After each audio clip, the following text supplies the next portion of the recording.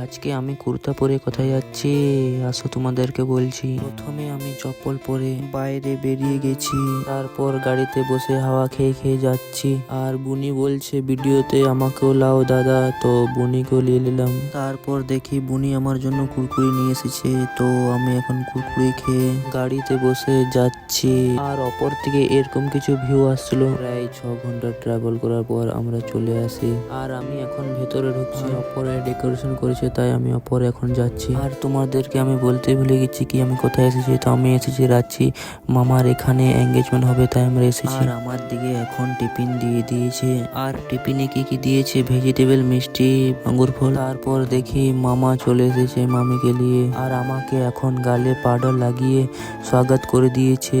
আর আমি এখন বন্দির সাথে বসে আছি। তারপর আমি খেতে বসে যাই, আর মিনি ব্লগটাকে এখানে শেষ করি।